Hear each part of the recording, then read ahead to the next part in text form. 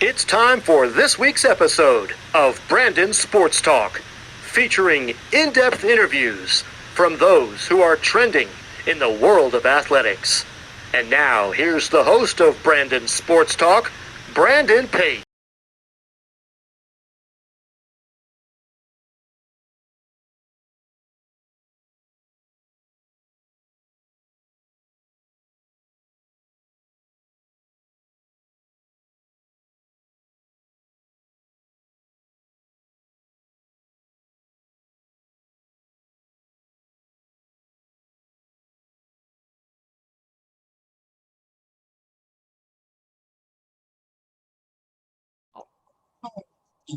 Welcome back to Brandon Sports Talk. In today's episode, I have the honor and privilege to interview the USA wakeboarder, Mary Morgan Howell. How are you doing today? I'm doing awesome, Brandon. How are you doing? I'm doing good. Can you talk about how you knew that you wanted to get into the sport of wakeboarding? Yes, I would love to. Well, my wakeboarding journey begins a long, long time ago. I'm currently 19 years old, but my dad strapped me to a wakeboard when I was about 6. I don't even remember it. And so wakeboarding has kind of just always been a huge part of my life. And then I would say when I was about 8, when I started competing, was really when wakeboarding became my thing. And I kind of decided that it's something that I wanted to pursue and compete and basically give my life to it. So, yeah. Of course, what was that like getting started at such a young age of 6 and getting competitively at the age of 8? Yeah, it was awesome. I think it really gave me a focus from a very early age and really just kind of, gave me a sense of purpose and something that I felt like I was, always working towards, which I'm very, very thankful my parents put me in it. How did you know that you wanted to make the national team of wakeboarding? Yeah, so I had the opportunity when I think I was about 16 years old, to go to the Pan American Games, but there were lots of qualifications to obviously get there. It was a pretty huge deal. So, of course, wakeboarding is not quite in the Olympics yet, but the Pan American Games, that's our kind of like our highest level in terms of Olympic Team USA, things like that. So I knew if I had the opportunity, I wanted to do it. So I was able to go to the qualifiers in 2018 and was able to make the Pan American USA wakeboard team. So really, really cool. What was that like getting to compete in 2018 in the Pan American?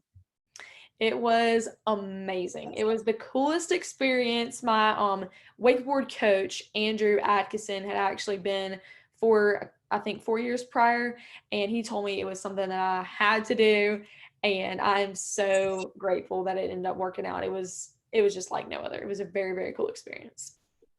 How is it like obviously competing in the Wakeboard Masters Championship in 2022?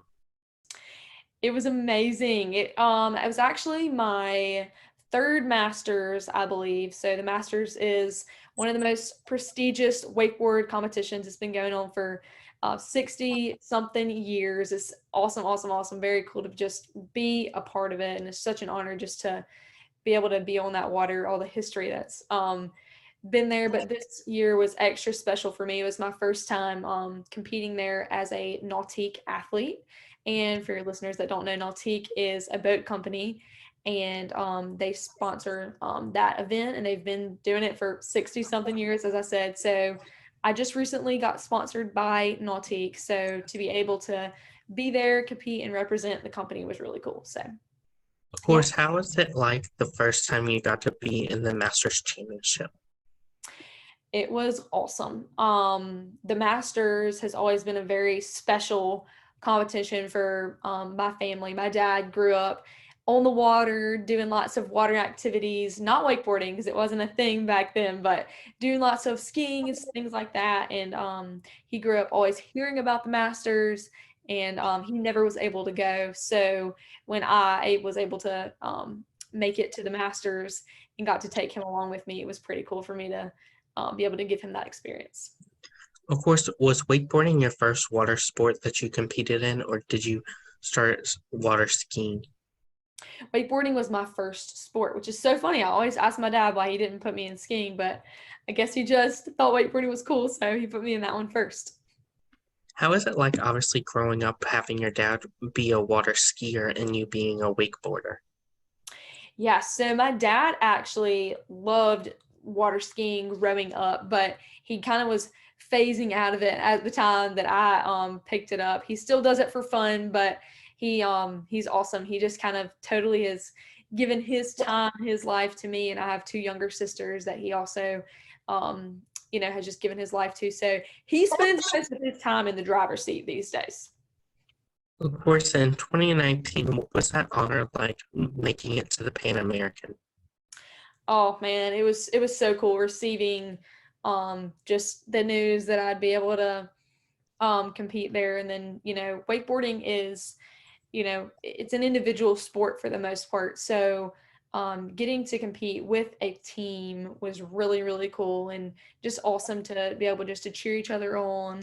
And yeah, it was really, really cool. Just even the whole way, just traveling to get there and then getting there and just having the whole experience together. Experiencing it was in Lima, Peru. So, experiencing new culture together and opening and closing ceremonies. It was really cool. Of course, for my listeners that don't know, in wakeboarding, do you have to provide your own boat or is there a boat provided? Yes, there's always a boat provided. Thankfully, very, very grateful for that.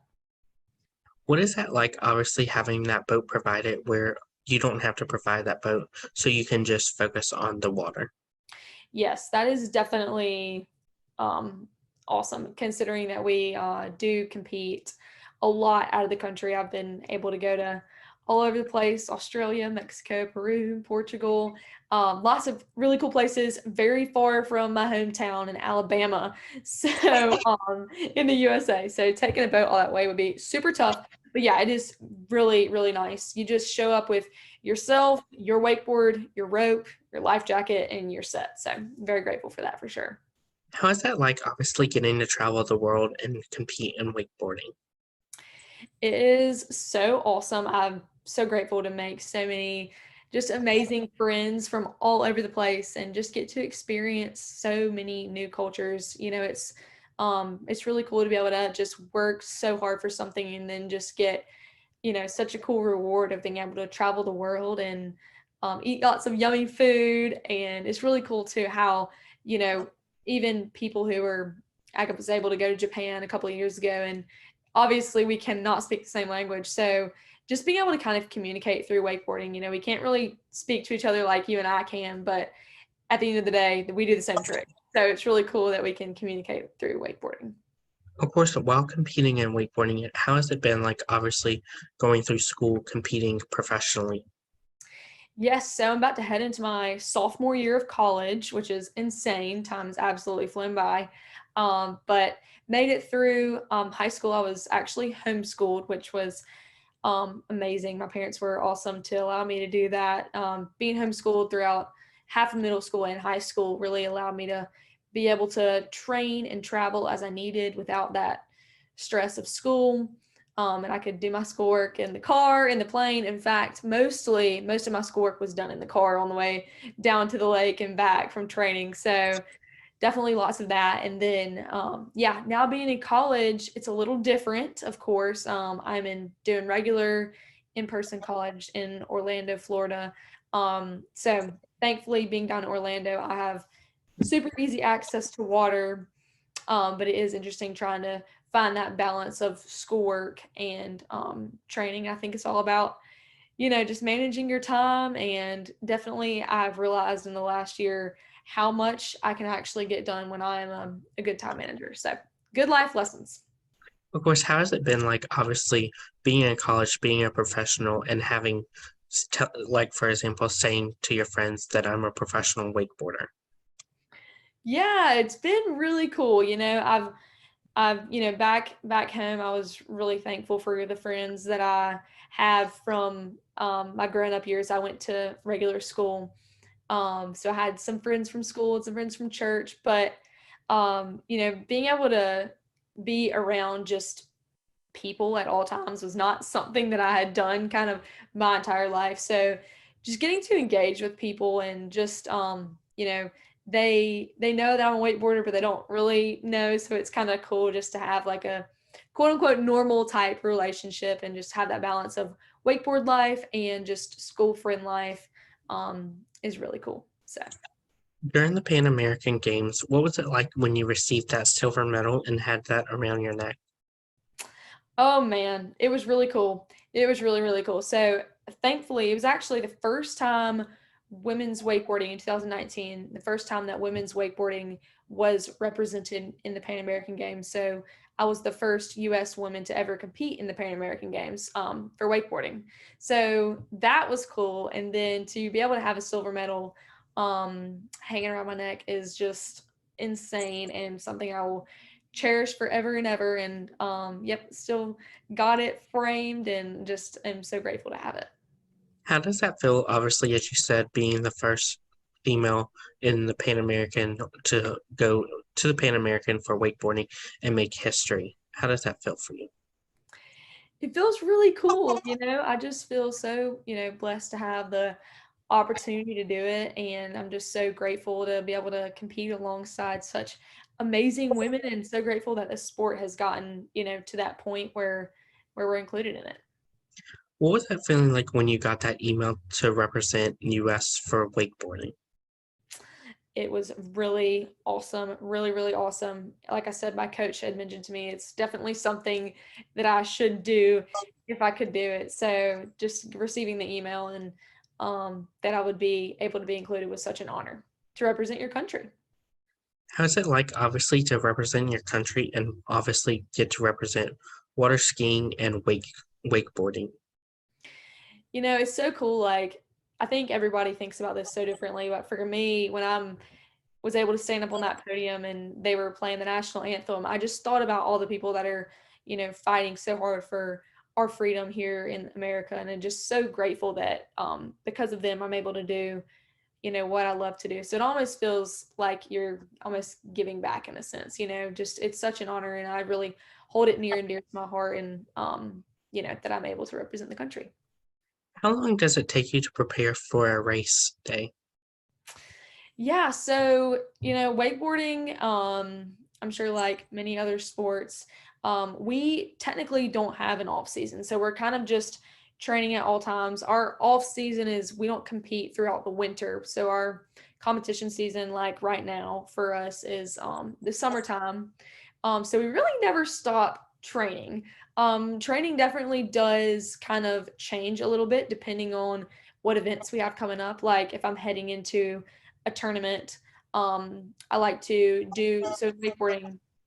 For people that don't know, you get two passes and you get four tricks in one direction and four tricks in the other direction. So 8 tricks depend like totally that's what puts you on the podium. So normally coming into a tournament, we just try to hammer those 8 tricks out all the time, get those reps in. Whereas sometimes during the winter or after competition season is over, we practice new tricks and do different things like that. So training shifts coming into a tournament for sure.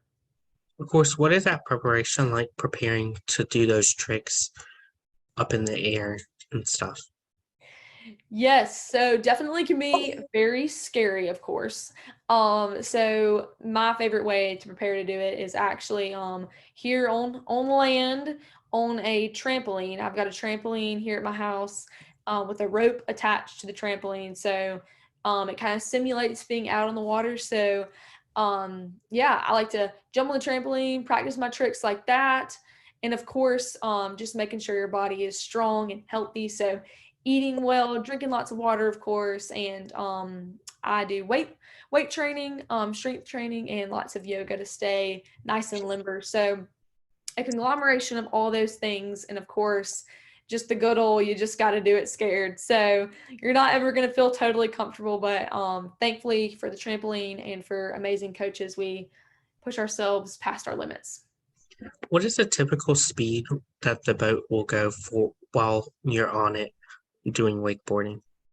Yeah, so typically it's around for about 23 miles an hour, and our rope is about 75 feet long. How is that feeling like when you're up in the air while the boat is running at a high speed?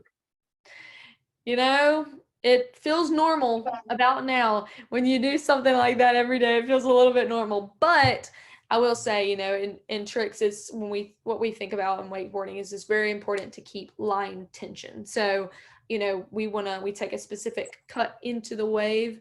In wakeboarding, you hit the wake to do your tricks. So, we like to always try to keep a constant line tension on the line and to get our nice pop and our nice lift, and then we do all of our crazy flips and spins. So it feels pretty cool.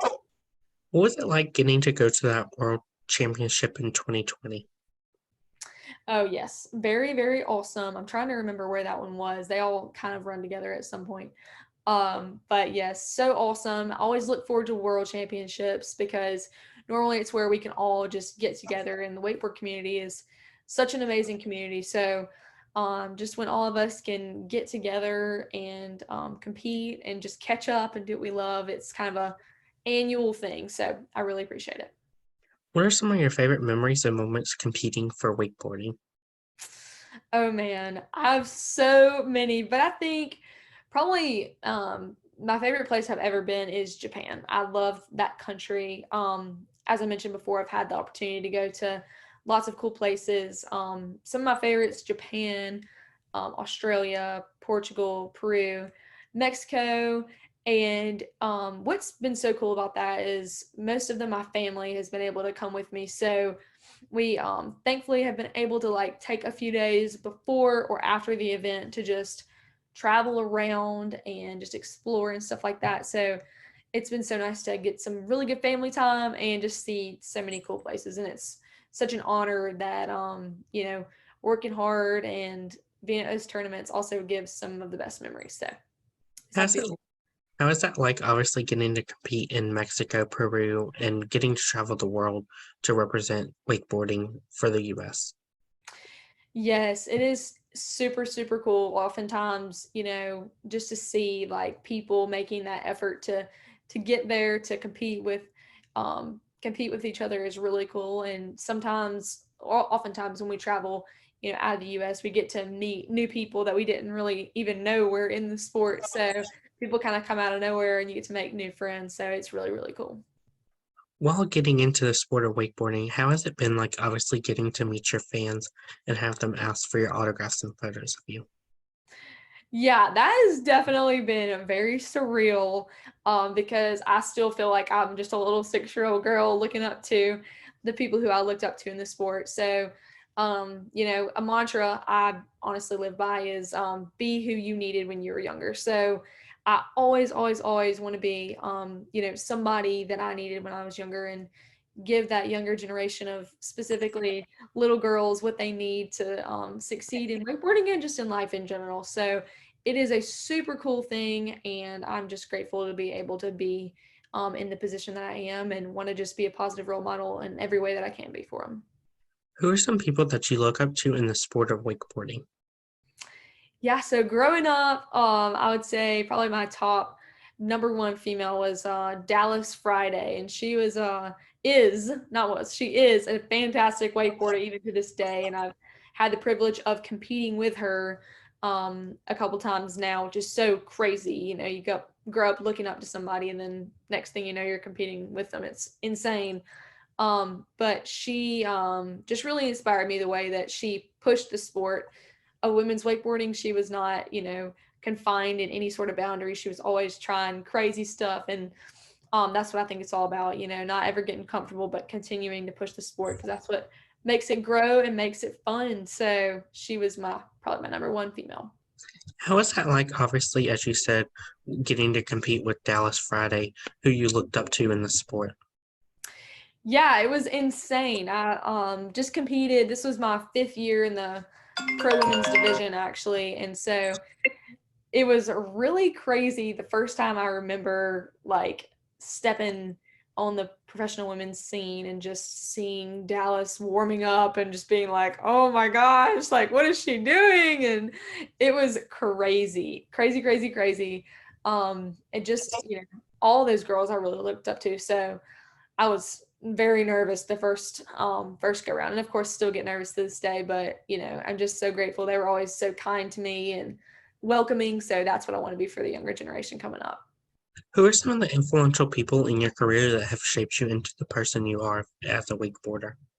Oh yes, for sure. So, I believe I previously mentioned that wakeboarding is a pretty, individual sport. We don't really have, team stuff, but that statement is actually not true because in wakeboarding, you always have to have somebody driving the boat for you. So my dad has been driving the boat for me almost every single day of my life since I was 6 years old. So, my dad, on and off the water, he is just amazing.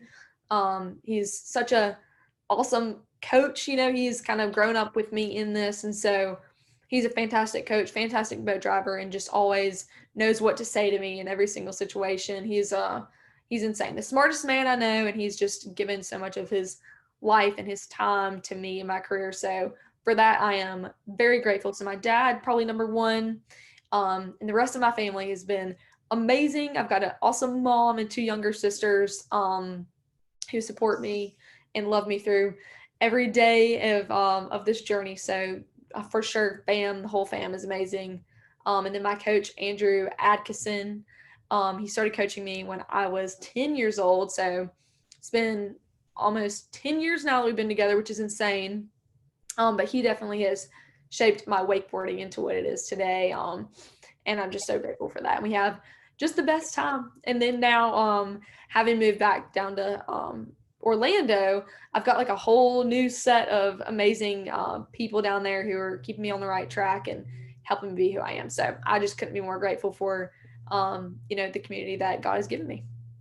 What are some of your future plans in the sport of wakeboarding?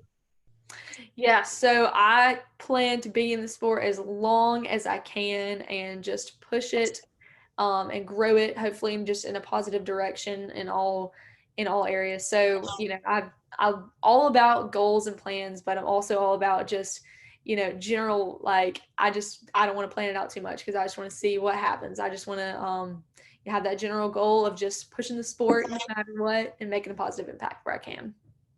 What advice would you give those people that are looking to get into the sport of wakeboarding? Oh, yes. Well, first of all, do it. It's so fun. And I think just keeping the perspective of fun is so important. And in terms of, competing in wakeboarding, my best piece of advice is just to really honestly competing in any sport is just to, be who you were created to be because and make your own path. Because I mean, as much as I looked up to Dallas and a bunch of the other female wakeboarders in the sport, I really paved my own path and did it my own way. And that just really allowed me to, keep in perspective the things that are important to me, which are different for everybody. So, anybody getting into wakeboarding or any sport, I would just encourage you to be who you were created to be because we were all created uniquely and with different gifts and talents. And that's super awesome. And we should all use those things. What advice would you give those people that are looking to compete for the country, whether it's Team USA, Canada, or even one day making the Olympics? Yeah, well, I would say, man, like it's just such an honor getting to represent your country. As I mentioned before, just for me, just to think about like everything that I've been given because people are fighting so hard for my freedom and just to be able to stand up there and represent the country is really cool. So I think just having that perspective, of course you want to train as hard as you can and win, but at the end of the day, just being able to represent your country is really, really cool.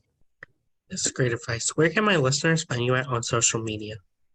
Yes, so they can find me on Instagram at Mary Morgan Howell on Instagram. And I keep it pretty simple, just my name there.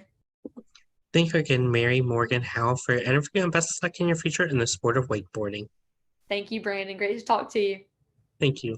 You can find Brandon Sports Talk on Facebook at Brandon Sports Talk, Instagram at Brandon Sports Talk, Twitter at Talk_Brandon, and you can find me on YouTube at Brandon Sports Talk. Don't forget to like, comment, and subscribe. Thank you again, Mary Morgan Howell, for your interview and best of luck in your future. You've been watching Brandon Sports Talk.